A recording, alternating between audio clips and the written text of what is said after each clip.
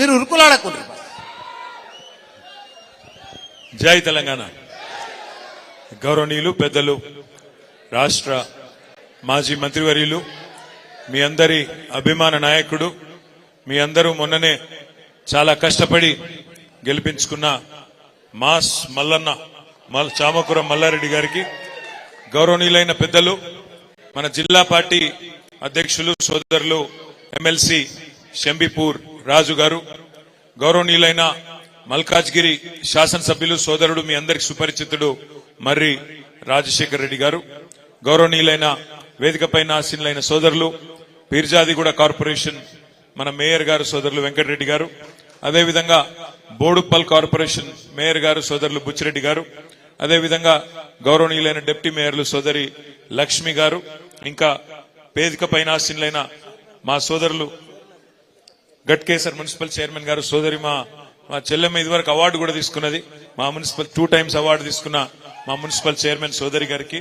Pocharam municipal chairman గారికి, అదేవిధంగా వేదికపై ఆసీనులైన స్థానిక మండల పార్టీ ప్రెసిడెంట్ సోదరులు శ్రీనివాస్ గౌడ్ గారికి, అదేవిధంగా రమేష్ గారు, గౌరవ జెడ్పీటీసీలు, ఎంపీపీలు, సీనియర్ నాయకులు మా దర్గా దయాకర్ రెడ్డి గారు, మందా సంజీవ్ రెడ్డి గారు, వేదికపైన ఉన్న గౌరవ కార్పొరేటర్లు మా తమ్ముడు నవీన్, ఇంకా ఇప్పుడే మా అన్న చెప్పిండు మరి శివ ప్రతాప సింగారం సర్పంచ్ శివ ఎక్కడున్నాడు, తమ్ముడు శివకు ధీటుగా నిలబడి, ముందుకురా కనబడు అందరికి, ధీటుగా గట్టిగా సపర్లు కొట్టు, ధీటుగా నిలబడి అవతల వాళ్ళు ఎంత పెద్దవాళ్ళైనా పార్టీ పార్టీ అని చెప్పి గట్టిగా నిలబడి పోరాటం చేసిన మా తమ్ముడు శివాకి, సోదరుడు, మీ అందరికీ ఆప్తుడు, ఇప్పటిదాకా చాలా బ్రహ్మాండంగా మాట్లాడిన డాక్టర్ చామకూర భద్రారెడ్డి గారు మా తమ్ముడికి, అదేవిధంగా ఈ రోజు ఈ కార్యక్రమంలో పాల్పంచుకుంటున్న మా అన్నదమ్ములకు, అక్కా చెల్లెలందరికీ, గట్కేసర్ మండలం, గట్కేసర్ మున్సిపాలిటీ పరిధిలోని ప్రతి ఒక్కరికి, పాత్రికేయ మిత్రులకు పేరు పేరున అందరికి హృదయపూర్వకంగా నమస్కారం. మరి ఇప్పుడే మల్లారెడ్డి గారు చెప్పిండ్రు, నా తర్వాత భోజనమే పెడతా అన్నాడు, కాబట్టి మరి మీకు భోజనానికి మధ్యన ఎక్కువసేపు ఉంటే మీరు కూడా బరదా చేయరు, అందుకే ఎక్కువ మాట్లాడా, ఒక 4-5 విషయాలు మాత్రమే మీతో విజ్ఞప్తి చేసేది. ఒకటి, ఇప్పుడే మల్లారెడ్డి గారు చాలా విషయాలు చెప్పినారు, అందులో ముఖ్యంగా వారు చెప్పిన దానిలో ఒక విషయం మీరు గమనించాలని చెప్పి నేను కోరుతా ఉన్నా. మొన్న ముఖ్యమంత్రి రేవంత్ రెడ్డి గారు మాట్లాడుతూ మొన్న చెప్తున్నాడు ప్రెస్ మీట్ లో, మీ 6 గ్యారంటీలు, మా 420 హామీలు మేమిచ్చిన అన్ని మాటలు నెగ్గాలనంటే కేంద్రంలో ప్రభుత్వం మళ్ళా మాదే రావాలి, అందుకోసమే మాకే ఓటేయాలి, లేకపోతే మాత్రం ఇవి చెయ్యా అని చెప్పి కుండబద్దలు కొట్టినట్టు ఇవాళ స్వయంగా ముఖ్యమంత్రి హోదాలో ఉండి ఈరోజు రేవంత్ రెడ్డి గారు చెప్తా ఉన్నారు. ఒక మాట మీరు అందరూ కూడా దయచేసి ఆలోచించాలని చెప్పి నేను కోరుతా ఉన్నా. ఒక రకంగా చెప్పాలంటే ఈ ముఖ్యమంత్రి గారు మొన్న ఆయన చెప్పిన మాటలతో మనకు అర్థమయ్యేది ఏంటంటే, ఆల్రెడీ చేతులు ఎత్తేసిండు, నాతోని నేను ఇచ్చిన హామీలు అమలు చేసుడు నాతోని కాదు అని నిజంగా కూడా చేతులు ఎత్తేసినట్టే అనిపిస్తా ఉన్నది. ఎందుకంటే ఆయనకు కూడా ఎరికే ఆ ఇండియా కూటమిలో ఎవరు లేరు, ఇవాళ కాంగ్రెస్ అంబడ. మమతా బెనర్జీ గారు వెళ్ళిపోయినారు, నితీష్ కుమార్ వెళ్ళిపోయిండు, అఖిలేష్ యాదవ్ ఆయన దారి ఆయన చూసుకుంటున్నాడు, కేజ్రీవాల్ వెళ్ళిపోయిండు, కేరళలో సిపిఎం వాళ్ళు వెళ్ళిపోయినరు, అక్కడ ఒక్కడు రాహుల్ గాంధీ మాత్రమే మిగిలిండు. కాబట్టి వాళ్ళు వచ్చేది లేదు, సచ్చేది లేదు. వాళ్ళు ఇప్పుడున్న పరిస్థితుల్లో గతంలో వచ్చిన 50 సీట్లు 55 సీట్లు కూడా తెచ్చుకునే పరిస్థితి కూడా లేదు. ఇవాళ నిజంగా కేంద్రంలో బీజేపీని ఆపే సత్తా ఎవరికైనా ఉంది అంటే బలమైన ప్రాంతీయ నాయకులు కేసీఆర్ గాని, మమతా బెనర్జీ గాని, కేజ్రీవాల్ గాని, ఇట్లాంటి నాయకులకు ఉన్నది తప్ప కాంగ్రెస్ పార్టీకి ఆ సత్తా ఎంత మాత్రం కూడా లేదు. అందుకే నేను మీ అందరినీ ప్రార్థించేది, మొన్న ఎట్లా అయితే మల్లారెడ్డి గారికి బ్రహ్మాండమైన మెజారిటీనిచ్చి గెలిపించినరో, ఎంతమంది కొట్లాడినా అవన్నిటిని బేఖాతరు చేసి అందరు కలిసి కట్టుకు కొట్లాడినరో, అదే విధంగా రేపటి రోజున పార్లమెంట్ ఎన్నికల్లో కూడా ఇవాళ బీజేపీకి చెక్ పెట్టాలి అంటే, బీజేపీకి ఎందుకు చెక్ పెట్టాలి కేంద్ర ప్రభుత్వానికి అనే మాట కూడా మీరు అడగచ్చు. తప్పకుండా చెప్పవలసిన బాధ్యత నా మీద ఉంది. ఇవాళ మీరు చూస్తున్నారు, కృష్ణా నది మన రాష్ట్రంలో ప్రవహిస్తుంది, గోదావరి నది ఇంకోవైపు, ఒకవైపు కృష్ణా నది. ఈ 2 జీవనదులే మన తెలంగాణలో రైతుకు ప్రాణాధారం. అట్లాంటి కృష్ణా నదిలో ఇప్పటి వరకు గత 10 ఏళ్లలో తెలంగాణ రాష్ట్రం ఏర్పడ్డాక ఆ కృష్ణా నదిలో మా వాటా ఎంత, ఉమ్మడి ఆంధ్రప్రదేశ్ నుంచి ఏర్పడ్డ తర్వాత అలగైన తర్వాత మా వాటా ఎంత అంటే వాటానేమో తేల్చలేదు. మోడీ గారు 10 ఏళ్లలో కనీసం కృష్ణా జలాల్లో తెలంగాణ హక్కు ఎంత, వాటా ఎంత అని తేల్చే టైం ఆయనకు లేదు. లేకపోగా నిన్న రేవంత్ రెడ్డి గారు ఢిల్లీకి పోయి నిన్న వచ్చింది బయటికి వార్త, కేఆర్ఎండి అని ఉంటది, కృష్ణా రివర్ మేనేజ్మెంట్ బోర్డు అని. మన వాటా తేల్చకుండానే, మన నీళ్లెంతో లెక్కలు చెప్పకుండానే ఇవాళ కృష్ణా రివర్ మేనేజ్మెంట్ బోర్డుకి ఆ కృష్ణా జలాలను అప్పజెప్పి రేపు ఏ ప్రాజెక్ట్ కట్టాలన్నా, అక్కడికి వెళ్ళి ఒక చుక్క నీరు తీసుకోవాలన్నా ఢిల్లీ ఓన్ చేతిలో మన జుట్టు పెట్టి ఇలా ఈ ముఖ్యమంత్రి గారు మన ప్రయోజనాలను, మన రాష్ట్ర ప్రయోజనాలను ఢిల్లీకి తాకట్టు పెట్టి వచ్చినాడు. ఎందుకుండాలే బీఆర్ఎస్, ఎందుకుండాలే గులాబీ జెండా పార్లమెంట్ లో అంటే, ఇవాళ మీరు చూస్తున్నారు పార్లమెంట్ లో కేవలం ఒకే ఒక్క పార్టీ మాత్రమే అడుగుతున్నది, ఒకే ఒక్క పార్టీ మాత్రమే కృష్ణా జలాల్లో తెలంగాణ వాటా గురించి కొట్లాడుతున్నది. అది మన గులాబీ జెండా వేసుకున్న మన ఎంపీలే తప్ప ఇంకెవ్వరు కనీసం మాట్లాడతలేరు. కాంగ్రెస్ ఎంపీలు లేరు, బీజేపీ ఎంపీలేమో మాట్లాడే పరిస్థితి లేదు. అందుకే ఈ 2 జాతీయ పార్టీలను నిలదీయాలన్నా, కేంద్రంలో మన హక్కుల కోసం మాట్లాడేటోడు ఉండాలన్నా, అక్కడ నిలదీసేటోడు ఉండాలన్నా, ప్రశ్నించేటోడు ఉండాలన్నా, గల్లా బట్టి అడిగేటోడు ఉండాలన్నా, రాష్ట్రానికి కావాల్సిన తెచ్చేటోళ్ళు ఉండాలన్నా ఈ గులాబీ జెండా వల్ల అయితే తప్ప కాంగ్రెస్ పార్టీ వల్లనో బీజేపీ వల్లనో కాదు. రాజ్యాంగబద్ధంగా, చట్టబద్ధంగా మనకు రావాల్సిన ఇట్లా వస్తాయి.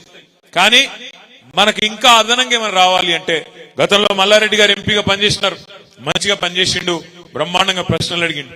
ఆ తర్వాత ముఖ్యమంత్రి కేసీఆర్ గారు పిలిస్తే ఇక్కడికి వచ్చి ఎమ్మెల్యే అయిండు, తర్వాత మంత్రిగా మీ అందరికీ బ్రహ్మాండమైన సేవ చేసినాడు. ఇలా ఆయనతోని మేము ఇవ్వాలని కూడా పోటీ పడే పరిస్థితి లేదు మల్లారెడ్డి గారితో. ఎందుకంటే ఆయన మా అందరికంటే యువకుడు, ఉత్సాహవంతుడు, మా అందరికంటే ఎక్కువ ఉరుకులాడతాడు. ఆ ఉరుకులాటంతా మీకోసమే. ఎప్పుడు కలిసినా, ఎక్కడ కలిసినా గత 10 ఏళ్లలో మా మేడ్చల్ నియోజకవర్గం ఆ రోజు పార్లమెంట్ మెంబర్గా ఉన్నప్పుడు గాని, ఎమ్మెల్యేగా ఉన్నప్పుడు గాని, మా మేడ్చల్కి ఇది కావాలి, మా గట్కేసర్కి అది కావాలి, మా జవహర్ నగర్ కి ఇది కావాలి, మా బోడుప్పల్కి అది, మా ఫిర్జాదిగూడకి ఇది, మా పోచారంకు ఎప్పుడు చూసినా 10 మున్సిపాలిటీలు, అదేవిధంగా 61 గ్రామ పంచాయతీలు, వాటికి సంబంధించిన పనులు తప్ప మరి పూర్తి స్థాయిలో ప్రజల కోసమే సిన్సియర్ గా పనిచేసిన మల్లారెడ్డి గారు తప్ప వేరే ఎన్నడూ కూడా పని చేయలేదు. వాళ్ళ సొంత డబ్బులు పెట్టి 125 గుడులు కట్టించినా, దాదాపు 60-70 కోట్ల రూపాయలు ఖర్చు పెట్టి సీసీ రోడ్లు వేసినా ఆయన కమిట్మెంట్ కి ఇదంతా కూడా నిదర్శనం అనే మాట కూడా నేను మీకు విజ్ఞప్తి చేస్తా ఉన్నా. రేపటి రోజున కూడా మల్లారెడ్డి గారు గాని, రాజశేఖర రెడ్డి గాని, రాజు గాని, నేను గాని మీ అందరికి ఇచ్చే మాట ఒకటే, ఈ ప్రభుత్వం ఈ 420 హామీలిచ్చి, దొంగ హామీలిచ్చి, చేయలేమని తెలిసి కూడా హామీలిచ్చి ప్రజలను మోసం చేసి వాళ్ళ అధికారంలోకి వచ్చిన తర్వాత మమ్మల్ని పార్లమెంటులో అక్కడ 17 సీట్లు గెలిపిస్తేనే చేయగలుగుతాం, లేకపోతే చేయలేమని చేతులు ఎత్తేసిన రేవంత్ రెడ్డి ప్రభుత్వానికి బుద్ధి చెప్పవలసిన బాధ్యత మన మీద ఉన్నది. ఇదే మాట ఎన్నికలకు ముందు చెప్తే ప్రజలు ఓట్లేస్తుండేనా ఆలోచించమని చెప్పి నేను కోరుతున్నా. ఎన్ని అబద్ధాలు చెప్పిండ్రు, నోటికొచ్చిన మాటలు. బస్సు ఫ్రీ, బంగారం ఫ్రీ, కేసీఆర్ ₹1,00,000 ఇస్తాడు కళ్యాణ లక్ష్మికి, నేను దాని మీదికెళ్లి తులం బంగారం ఇస్తా, మీకు ఇది ఇస్తా అది ఇస్తా అని చెప్పి, కేసీఆర్ రూపాయి అంటే నేను ₹2 ఇస్తా అని చెప్పి మోసం చేసి అధికారంలోకి వచ్చింది. ఎన్ని మాయ మాటలు ఒక్కసారి యాద్ చేసుకోండి.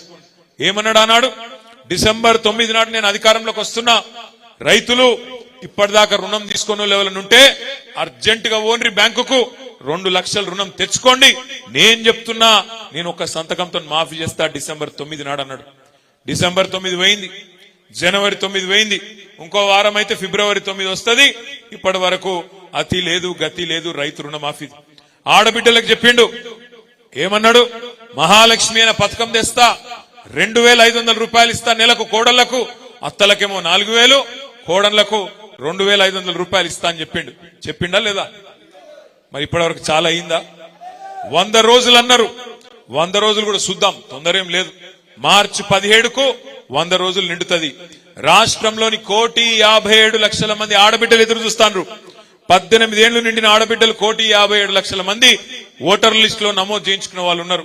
వాళ్ళందరూ ఎదురు చూస్తున్నారు, మా ఖాతాల్లో నెలకు 2,500 వేస్తాడా లేదా మళ్ళేమన్నా కథలు పెట్టి కటింగ్లు పెడతాడా అని చెప్పి ఆడబిడ్డలు కూడా ఎదురు చూస్తా ఉన్నారు. అదే విధంగా ఫ్రీ ₹500 సిలిండర్ అన్నారు. ఇంకా చాలా మాటలు చెప్పిండ్రు, 1-2 కాదు. రైతులకైతే బోనస్, క్వింటల్ కి 500 బోనస్ అన్నారు. రైతు కూలీలకు 12,000 అన్నారు. ఇవాళ ఏం పరిస్థితి వచ్చిందో 50-60 రోజుల్లోనే మీరే చూస్తా ఉన్నారు. ఫ్రీ బస్ అని పెట్టిండ్రు. మరి ఆ ఫ్రీ బస్సులో ఇవాళ పరిస్థితులు ఎట్లున్నాయో వీడియోలు తిరుగుతున్నాయి, సోషల్ మీడియాలో మీరే చూస్తున్నారు. ఆడబిడ్డలు ఒకరినొకరు కొట్టుకుంటున్నారు. ఆ బస్సు డ్రైవర్ ఎక్కే సీట్లకే లెక్కుతున్నారు, కండక్టర్లు ఎక్కే దానికే లెక్కుతున్నారు, కిటికీలకే లోపల దుక్కుతున్నారు. ఒకళ్ళ జుట్లు ఒకళ్ళు పట్టుకొని కొట్టే పరిస్థితి వచ్చినది. చెప్పులతో కొట్టుకుంటున్నారు. అంటే బాధ ఏంటంటే ఒక దిక్కేమో మగోళ్ళు టికెట్లు పెట్టి కొనుక్కున్న మగోళ్ళేమో వాళ్ళు నిలబడతాను, ఇటు ఆడబిడ్డలేమో సీట్లు దొరకక వీలు కొట్లాడతాను. అక్కడ ఆటో వాళ్ళేమో 6.5 లక్షల మంది ఆటో డ్రైవర్లు కడుపు గాలి ఆఖరికి నిన్న ఒక ఆయన ఆటో కూడా తీసుకుపోయి ముఖ్యమంత్రి గారు డిప్యూటీ సీఎం గారి ఇంటి దగ్గర తీసుకుపోయి అక్కడ వాళ్ళ ఇంటి ముంగటనే కాల్ చేసిన పరిస్థితి వచ్చింది. 50-60 రోజుల్లోనే ఇలా ఇంత వ్యతిరేకత ఈ ప్రభుత్వం మీద మూట కట్టుకొని ఈ ప్రభుత్వానికి బుద్ధి చెప్పడానికి ప్రజలు సిద్ధంగా ఉన్నారు. ఒకటి మాత్రం వాస్తవం, వీళ్ళు ఇచ్చిన 420 హామీలు, వాళ్ళు ఇచ్చిన 6 గ్యారంటీలు కాదు. చాలా మంది తమ్ముళ్ళు తెలియక మాట్లాడుతున్నారు 6 గ్యారంటీలని. 6 గ్యారంటీలేమో 100 రోజులలో అమలు చేస్తామన్నారు.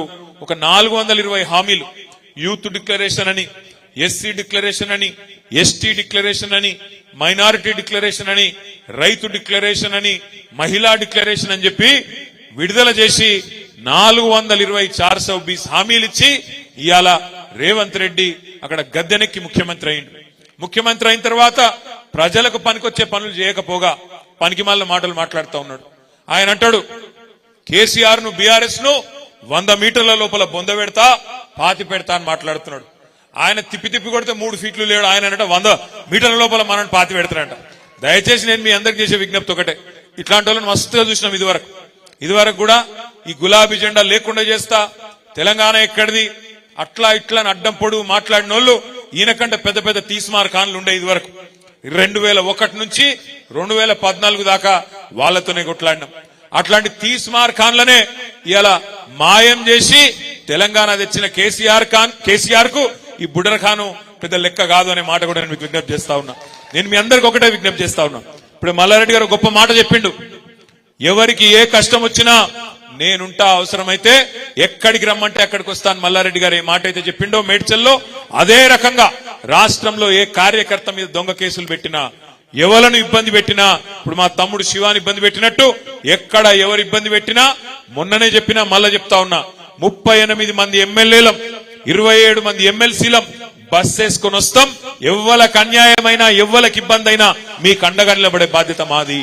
ఎందుకంటే ఈ పార్టీ ఏ ఒక్కల పార్టీయో కాదు.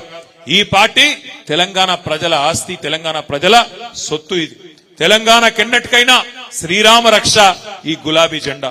తెలంగాణ గురించి గొంతెత్తి మాట్లాడాలంటే అది గల్లీలో కావచ్చు, ఢిల్లీలో కావచ్చు, గులాబీ జెండా వేసుకున్నోనుకుండే ధైర్యం వేరే వాళ్ళకు ఉండదు అనే మాట కూడా నేను మీకు విజ్ఞప్తి చేస్తా ఉన్నా.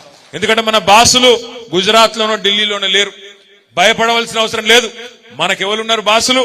గల్లీలో ఉండే తెలంగాణ ప్రజలే మన బాసులు. మీకు మేం జవాబుదారు తప్ప ఎవడో ఢిల్లీలో గుజరాత్ లో ఉండే పెద్ద పెద్దలకు భయపడే పరిస్థితి మనకు ఉండదు. అందుకే నేను మీకు విజ్ఞప్తి చేస్తా ఉన్నా. ఇవాళ అంటున్నారు కొంతమంది పార్లమెంట్ లా బీఆర్ఎస్ కి ఎందుకు ఓటేయాలంటున్నారు. ఎందుకు వేయాలి బీఆర్ఎస్ కోటు పార్లమెంట్ లా అంటే, రేపు అక్కడ తెలంగాణ అన్న మాట వినవాడాలంటే, తెలంగాణ హక్కుల కోసం ఢిల్లీతో కొట్లాడాలంటే, ఢిల్లీలో మళ్ళొక గొర్రెలాగా పోయి ఉండకుండా అక్కడ ఉండి గట్టిగా మాట్లాడేటోడు కావాలంటే ఈ గులాబీ జెండా కప్పుకున్నోడైతేనైతే తప్ప వేరే వాళ్ళ వల్ల కాదు. చూసినాం మనం. మీరు చూడండి, ఇవాళ 4 ఎంపీలు ఉన్నారు బీజేపీ వాళ్ళు మన రాష్ట్రం నుంచి, 3 ఎంపీలు ఉండే కాంగ్రెస్ వాళ్ళు మన రాష్ట్రం నుంచి. వాళ్ళందరూ కలిపి 7 కలిపి తెచ్చింది ఏందయ్యా మన రాష్ట్రానికి అంటే గుండు సున్నా. పోయినసారి ఇదే రేవంత్ రెడ్డి గారు మల్కాజ్గిరిలో అన్నాడు, ప్రశ్నించే గొంతునైతా అన్నాడు. ప్రశ్నించలేదు, మనులేదు, కేసీఆర్ ను తిట్టుకుంటూనే తిరిగిండు, మాయ మాటలు చెప్పిండు. ఆఖరికి ఆ మాయ మాటలతో ప్రజలను బురిడి కొట్టించి ఇలా ముఖ్యమంత్రి అయిండు. ముఖ్యమంత్రి అయినాక కూడా అదే మాయ మాటలు, ముఖ్యమంత్రి అయినాక కూడా మళ్ళీ అదే మోసం పూరితమైన మాటలు. ఏమంటున్నాడు? ఒక దిక్కేమో కేసీఆర్ అప్పుల పాలు చేసిండంటాడు, లంకె బిందెలు ఉన్నాయనుకొని వచ్చినాం, ఇక్కడ ఖాళీ కుండలు ఉన్నాయి అంటున్నాడు. నాకు తెలియక అడుగుతా, దయచేసి మీరందరూ చెప్పాలా, లంకె బిందెల కోసం ఎవరు తిరుగుతారన్నా? లంకె బిందెల కోసం సాటుకు అర్ధరాత్రి గడ్డపారలు పట్టుకొని, తటపారలు పట్టుకొని, నెత్తి మీద బట్టలు కప్పుకొని, పాత గడిలల్లా, పాత గుడులల్లా, పాత కోటలల్లా తిరిగే దొంగలు ఇవాళ దురదృష్టవశాత్తు మరి అధికారంలోకి వచ్చిర్రు కాబట్టి లంకె బిందెలు ఉంటాయి అనుకొని వచ్చినాం అనే మాటలు, దిక్కుమాలిన మాటలు ఒక ముఖ్యమంత్రి నోటి నుంచి మాట్లాడవచ్చునా? లంకె బిందెలు ఉంటాయి అనుకొని వచ్చినాం, ఖాళీ కుండలున్నాయి. రేవంత్ రెడ్డి గారికి చెప్పాలి మనం, అయ్యా లంకె బిందెలు ఉండవు సెక్రటేరియట్ లో, సెక్రటేరియట్ లో కంప్యూటర్లు ఉంటాయి, సెక్రటేరియట్ లో పేపర్లు ఉంటాయి, సెక్రటేరియట్ లో జీవోలు ఉంటాయి. నీకు చిత్తశుద్ధి ఉంటే ఇచ్చిన హామీలు 420 హామీలు ఏవైతున్నాయో వాటిని నిలబెట్టేందుకు పని చేయి. తెల్లారు లేస్తే పనికి మాలిన మాటలు, కేసీఆర్ ఇది చేసిండు, కేసీఆర్ అది చేసిండు. కేసీఆర్ ఏం చేసిండో ఏం చేయలేదో ప్రజలకు తెలుసు. నువ్వేం చేస్తావో చెప్పు. ఇచ్చిన 420 హామీలు నిలబెట్టుకుంటావా లేదా చెప్పు. ఇచ్చిన ప్రతి ఒక్క హామీని నువ్వు గిన్న మోసం చేస్తే ప్రజల తరపున తప్పకుండా నిలబడతాం, తప్పకుండా నిలదీస్తాం, తప్పకుండా వెంటాడుతాం. మొన్న శాసనసభలో ఎట్లయితే అబద్దాలు చెప్పి తప్పించుకునే ప్రయత్నం చేస్తే అక్కడ మేమందరం నిలబడి గట్టిగా మాట్లాడినామో, రేపటి రోజున కూడా బడ్జెట్ సమావేశాల్లో కావచ్చు, తదుపరి కావచ్చు, ప్రజల తరపున ఎప్పటికప్పుడు మీకిచ్చిన ప్రతి హామీని నిలబెట్టేదాకా ఎంబడబడతాం. ఈ దివాలాకోరు మాటలు, మాకు ఓటేస్తేనే నిలబడతాం, మాకు ఓటేస్తేనే మన 420 గ్యారంటీలు అమలు చేస్తాం అనే మాట ఏదైతే ఉన్నదో, ఇది ఎలక్షన్ల ముందే చెప్పింటే ఆనాడే ప్రజలు నిన్ను జాడించి తంతుండే. ఇవాళ నువ్వు ఎన్ని మాయ మాటలు చెప్పినా, ఎన్ని దొంగ మాటలు చెప్పినా తప్పకుండా తెలంగాణ ప్రజలకు ఇప్పటికే అర్థమైంది. ఊర్లలో బాధపడుతున్నారు, అయ్యో కేసీఆర్ గారు ముఖ్యమంత్రి లేరు అంటే మాకు అర్థమైతలేదు, కేసీఆర్ లేడా అట్లెట్లా జరిగిపోయి. మా చెల్లెలు ఇప్పుడు బాగా చెప్పింది లక్ష్మి, కొమ్మను ఎక్కడ కొమ్మ మీద దెబ్బ పడుతుంది అనుకున్నాం గానీ అసలు చెట్టే కింద పడిపోతుంది అనుకోలేదన్నా. అక్కడక్కడ తాత్కాలికంగా లోకల్ కోపాలతోని, లోకల్ ఇబ్బందులతో జరిగింది తప్ప వేరేది కాదు అన్న మాట చెప్పింది.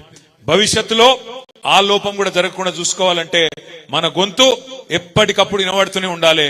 రాబోయే రోజుల్లో ఏ ఎలక్షన్ వచ్చినా, కౌన్సిలర్ ఎలక్షన్ వచ్చినా, కార్పొరేటర్ ఎలక్షన్ వచ్చినా, ఎంపీటీసీ వచ్చినా, జెడ్పీటీసీ వచ్చినా, పార్లమెంట్ ఎన్నిక వచ్చినా మనందరం కూడా గట్టిగా నిలబడి గులాబీ జెండా కప్పుకున్న, అధికారికంగా గులాబీ జెండా కప్పుకున్న వాళ్ళకే ఓటేసి గెలిపించుకుంటేనే మన గొంతు ఉంటది, మన వాణి ఉంటది.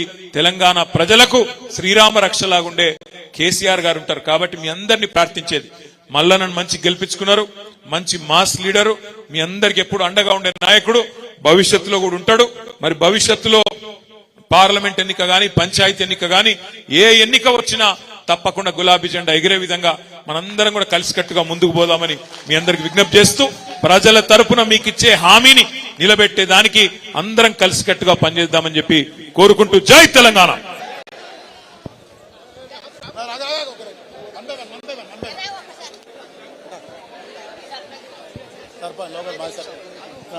మైనార్టీ